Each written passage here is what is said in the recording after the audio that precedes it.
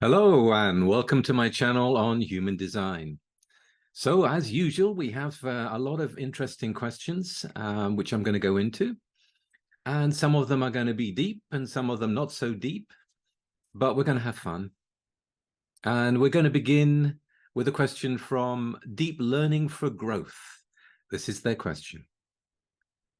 Do you have some encouraging words for someone who has the 23 line 4 and 43 line 4 in their design Sun and design Earth respectively?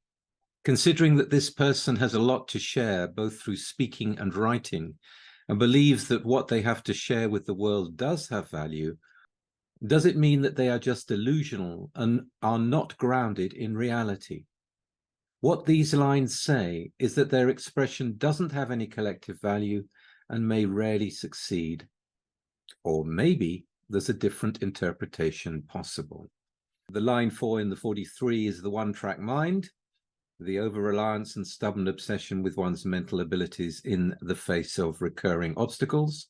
And in the voice gate, in the 23-4, fragmentation, diversification without a perceived potential for synthesis. And you can read the rest. So I'm glad you asked this question because it is important that we understand that everything that we have in us has some value to be able to embrace everything that we are. And yet when you get lines that say that, you go, oh, is that it?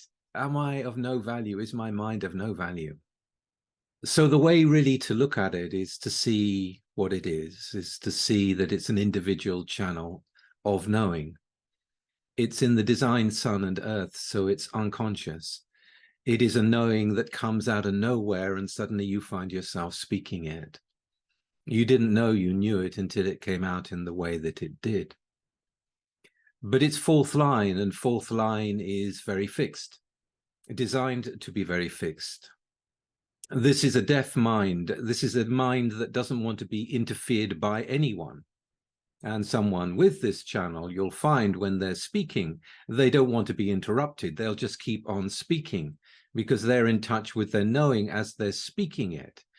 And if someone interrupts and suddenly they're off on something else and they can't find it back again, it's not easy.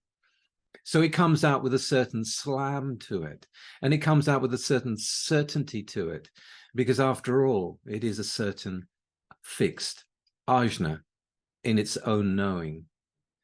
So in this case, what one knows comes out in fragmentation, and not everyone will get it.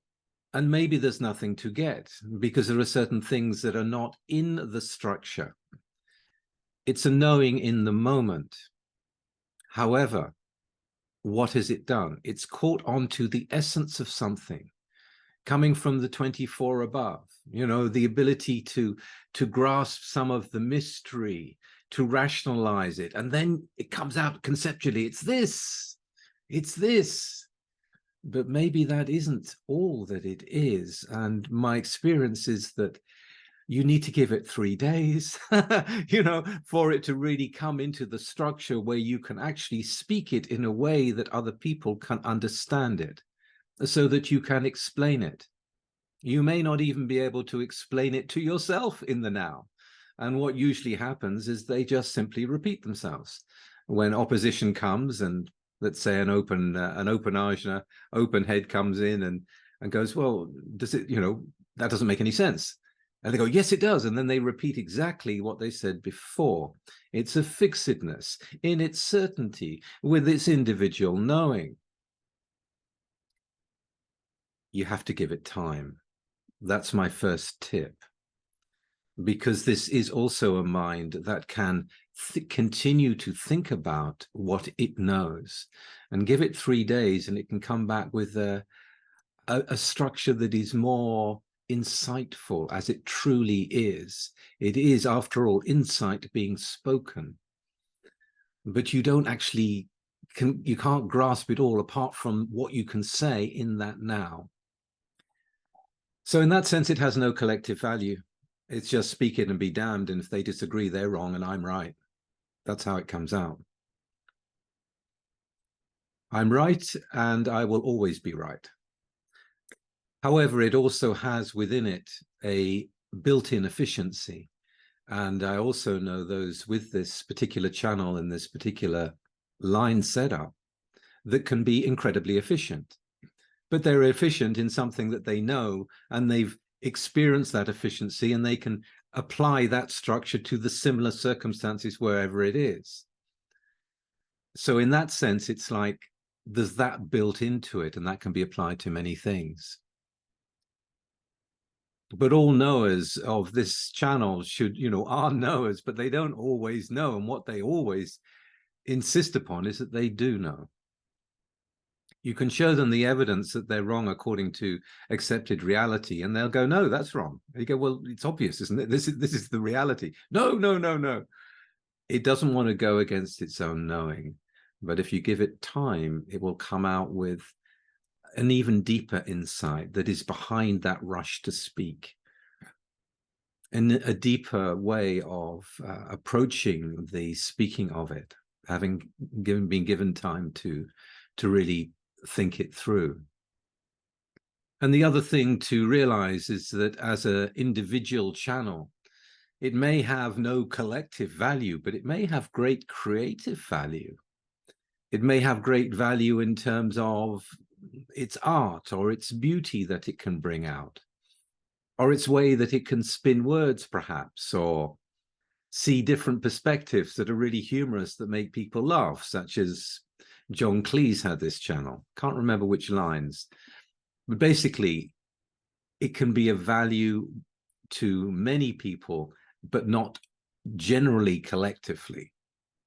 So don't get too hung up about it. And one of the most popular YouTube videos I did was, what was it called? Lines that suck, and everyone jumping on going, oh, I've got one of those lines that suck, I'm burdened by it. You gotta see the humor in this, and I tried to put this out. This is another way of looking at it, because you need to embrace what you are. And there isn't this good and bad. And I mean, the 4323 is an amoral mind, for heaven's sake. It can handle the things that are not right or and not wrong. It can see in between. It's not the issue for it. The issue for it is to be able to speak the truth. And its knowing can know a truth that has not yet manifested in a way that even they have grasped in the now, despite their insistence.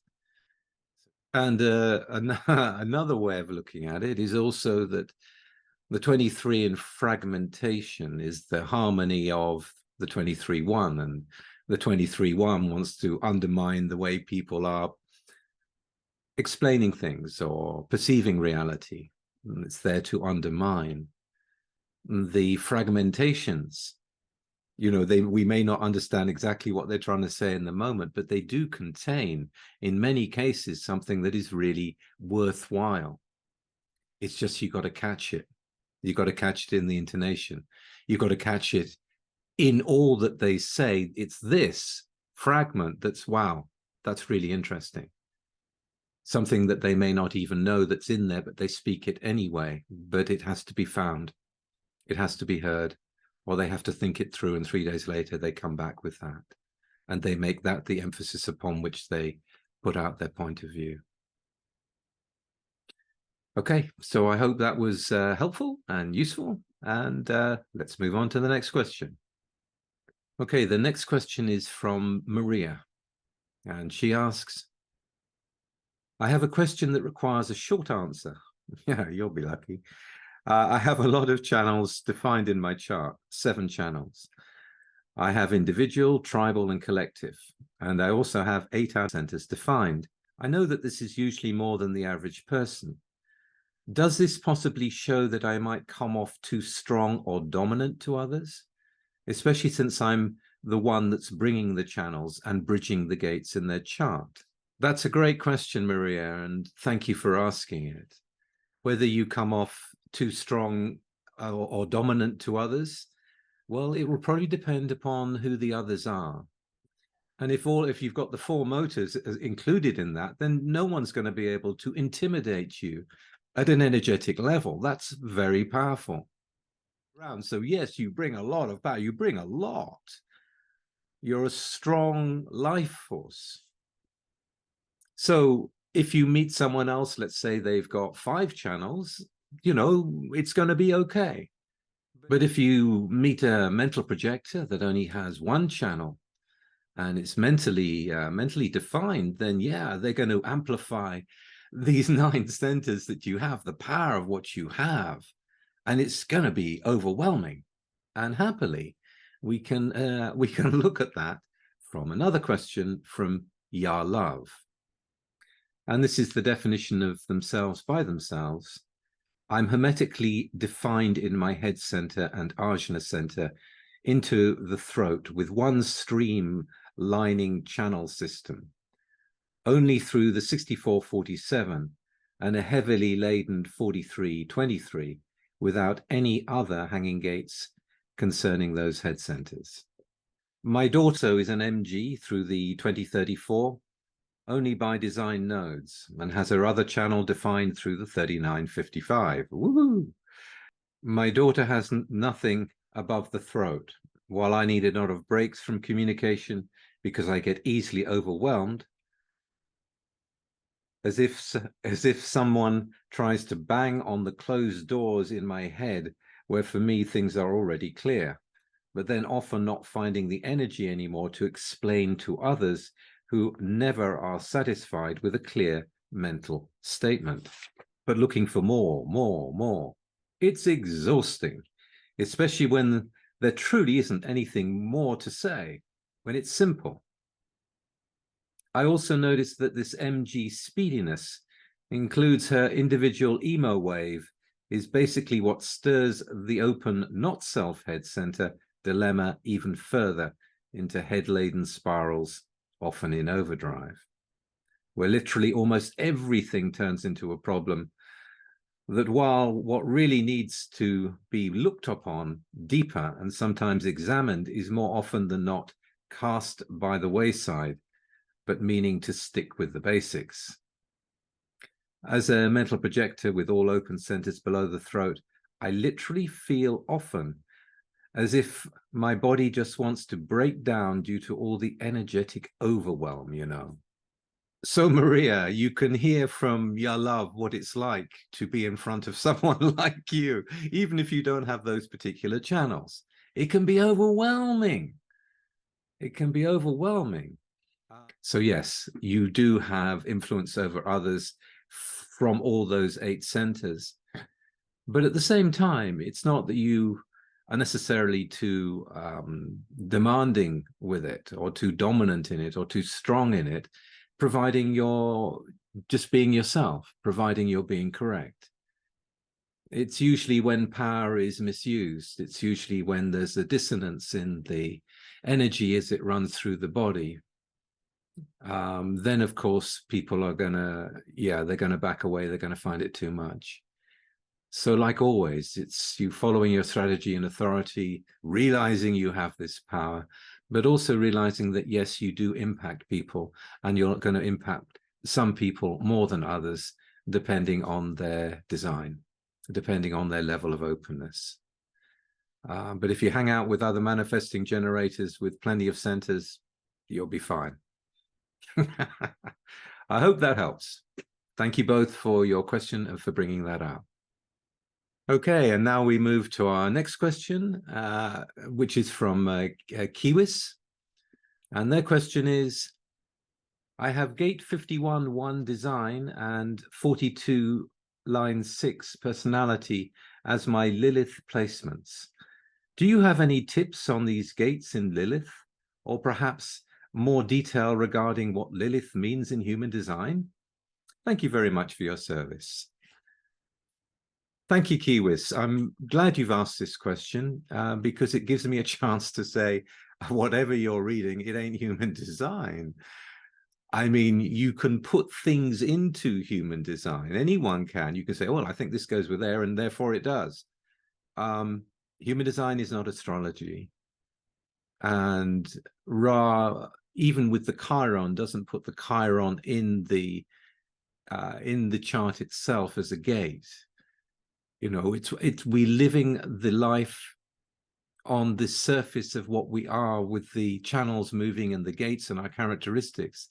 But it's not about going into all the little details to that point, because the whole point is that you relax into your strategy and authority. The incarnation cross takes over, and you get to witness your life as you move through your life.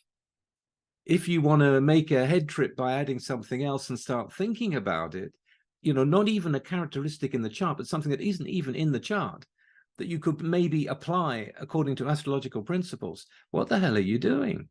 And how does it apply? And where's it, what good is it?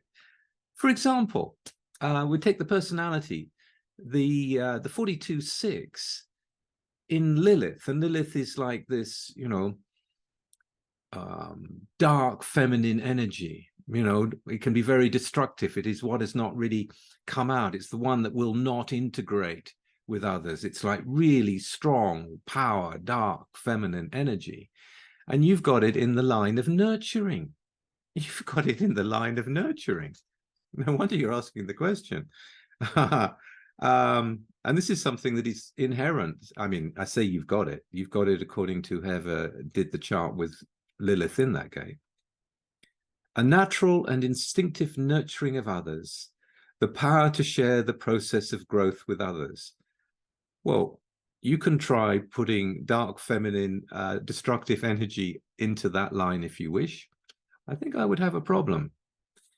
If we put it into the detriment, a restrictive and malefic materialism that is self-alienating and encourages aggression, the refusal to share the benefits of growth with others. Well, is that true for you? Do you get all Lilith-like, you know, when you're growing and you're benefiting from that, but you're not going to share it with anyone else? Is it all about the money in your expansion process?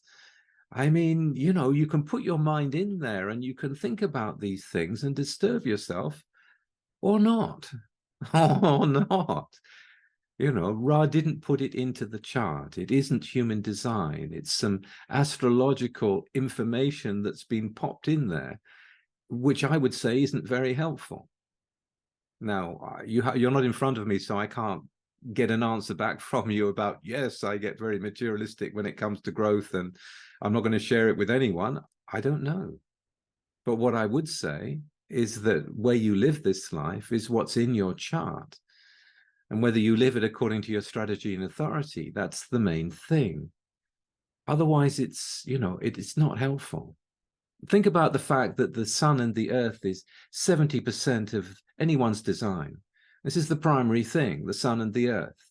And then we've got the characteristics and we've got the nose. But if you want to keep digging into other things you could apply to it, I mean, you know, there's no end. There's no end. And this is what you see coming out on the internet. People are putting this and that, and they're saying it means this and that, and you've got to really think about it and concern yourself about it, or not. Personally, I regard it as not being part of human design, and I'm not going to give any more attention to it. But I'm glad you brought it up, because, you know, I'm here to hold to the original teachings of Ra Uru Hu, because that's what's really worked for me, and that's what I see is really working for other people. So yeah, I don't allow myself to get distracted by what other people's minds can think and try to bring meaning to it. But you can certainly try that with the 42 line 6 in nurturing and see if you can get yourself upset about it if you want to. But personally, I'll drop it. And this ties in with another question from CLH. I keep hearing about 2027 and the new raves that are coming on board. Was a template for the 13 centered being downloaded? Or is that something that will be discovered sometime in the future? Thanks very much. I like listening to your insights very much. Okay. A 13 centered being is also not in human design. No, it's not there. Ra never spoke about that. So whoever made that up and has convinced people that it's a fact or that it's part of human design, all I can tell you is it's not. You know, even the final form that we were shown is not 13 centers. In fact, it's less than what we've got now. So their information is incorrect.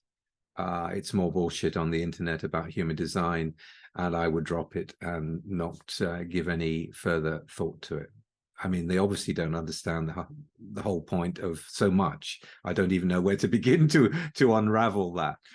But, you know, people will do what people will do. And if they can think of something and bring it out as something new and mysterious that no one else knows, and therefore they're the one that has the information, you get this kind of nonsense. So, nope, it's not human design. Drop it. Okay, thank you for the question, both of you. And our next question is from Untrained Eye. An Untrained Eye asks, I have a question about an observation I have made just today, which I haven't heard spoken about, but which surely has been noticed and spoken about by many. The first lines of the whole quarter of civilization are yin. That means that the throat has a yin foundation. I'm completely blown away. Almost a Satori moment for me, this. I love it. This makes such sense given what HD teaches about manifestation. I would love to hear your thoughts and hope for some more of your profound gems of wisdom on this. Thanks again. Okay, my untrained eye. Well done. You trained your eye well. And yes, indeed, the first lines are all yin in the quarter of civilization, but not just the first lines, the first and the second lines. There's a binary sequence that goes through the whole wheel. So we have the yang yin in the first quarter, in the quarter of initiation. We have the yin-yin in the quarter of civilization in all the binaries. We go to the yin-yang in duality, and we have yang-yang at the top in the last quarter, the quarter of mutation. And yes, consider the fact that all the gates in the throat are in the quarter of civilization. Manifestation is about different forms. This is the quarter for forms. And to really think about that, and to really think about that openness is there for all manifestation through receiving. It's very yin. It's very yin to receive and form coming through. It's not a manifesting energy despite being in the center of manifestation. It's about the form. And you need to think about that and enjoy doing that. So yes, the wheel is a beautiful thing. The wheel is a beautiful thing. And when you look at the wheel, not only, if you want to look at it, not only in terms of the binaries in each of the quarters, but also what the gates that form channels form. And that's going to teach you an awful lot. And that's something I want you to discover for yourself, because I want to empower that, you know, Satori moment. So yeah, in each quarter, take the gates that make the channels, draw it out on a blank sheet and see what you get. And that is going to show you another level of the mystery and the magic that is in human design. So yeah, there's more to find out. But I want you to do it because it's fun. Okay, thank you for the question. And of course, any other viewers who want to do the same experiment, then go ahead. And it's certainly something to see. What channels are formed or not from each of the quarters. Nice one. I seem to be putting out homework this week. Okay, thank you for the question. Okay, well, that was an interesting bag of questions, wasn't it? I really enjoyed that. All kinds of things. It's so much fun to hear your questions, to see what's going to come up, to not know. And yeah, I love it. Thank you. If you've also loved it, then please like, share, and subscribe. And I will be back again next week with something completely different. Bye for now.